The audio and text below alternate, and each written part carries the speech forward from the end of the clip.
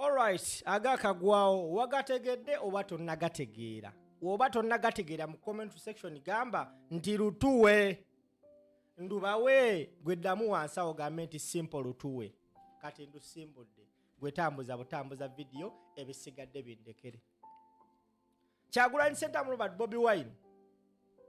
Okumanya nga yatabaala Museveni mugeefuna gagamba mbu oluvannyuma lw'okumanya nti tugenda mu kalulu aka 2026 Bobi Wine yakimanyaako mbu bagenda tukuba Tiyagaasi n'ebyenda bitwetokote. Kati guess what? Bobi Wine yakola atya? Kigambibwa mbu Bobi Wine, Robert Kyagulanyi Ssentamu, Secretary General David Lewis Luwongoya ne Nubian Lee olumu ku lugendo lwe bagendako ebweru mbu bagenda ne bamiitinga kampani emu esappulayinga Museveni Tiyagaasi. Bakola batya? Tambuza video njagala ndukuwe. Gwe tambuza video. Mugenfuna kigamba baba bagamba Museveni muguze Tiyagaasi.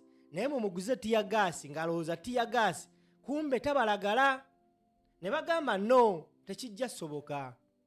Tiyagaasi gwe tugenda okuguliza alina okuba nga abalagala. Kati omanyi kye bakola? Ne babakolera ka antidote.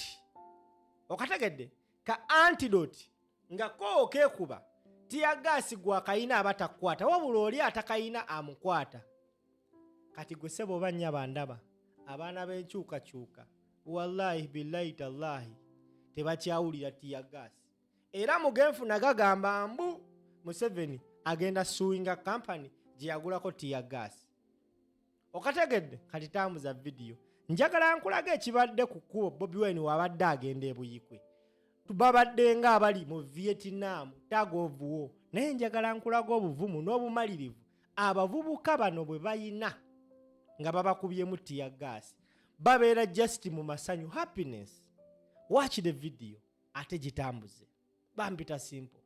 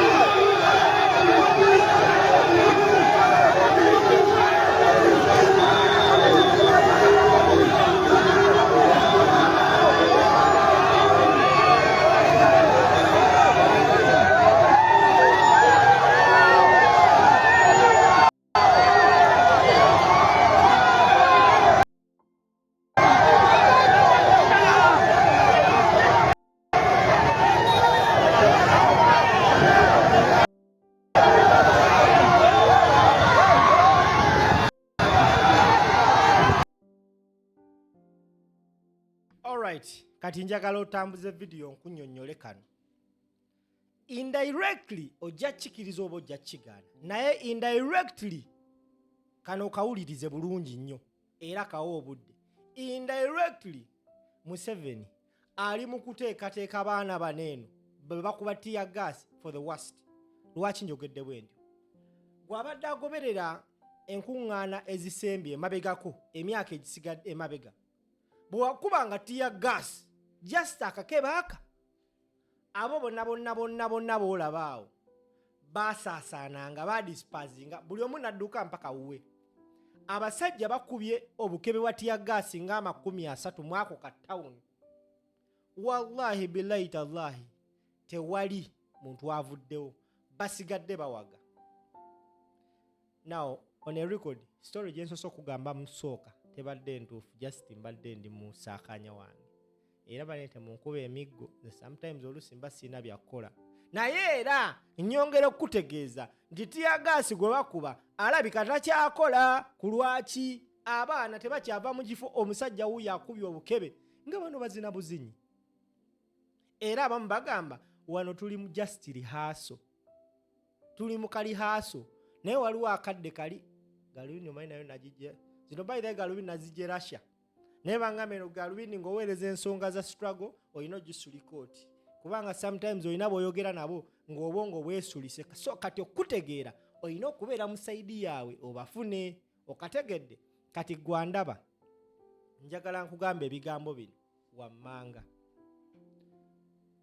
Abaana tebakyawulira tiyagaasi.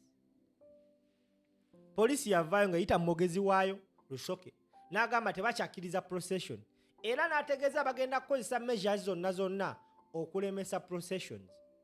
Olunaku lw'ejjo nabadde mpita mu bitundu byawo eno bayiteyowa bitundu by'e Namugongo gye nasanze convoy yase mu Junganda nga batambula peacefully, very peacefully.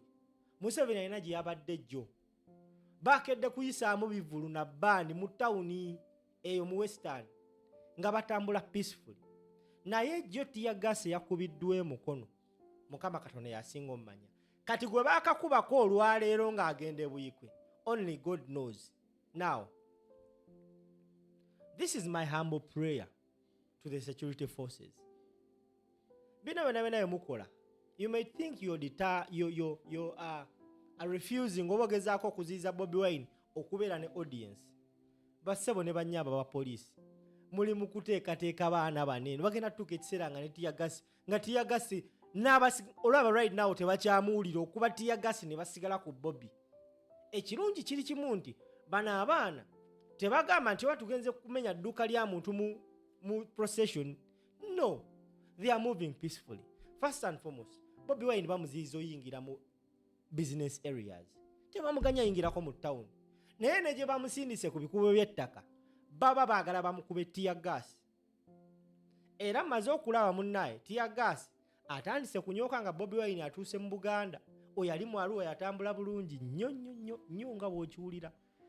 Naye kasita yatandise kawempe tiyagaasi n'anyooka. We are asking ourselves, why all this? Kati tambuza video.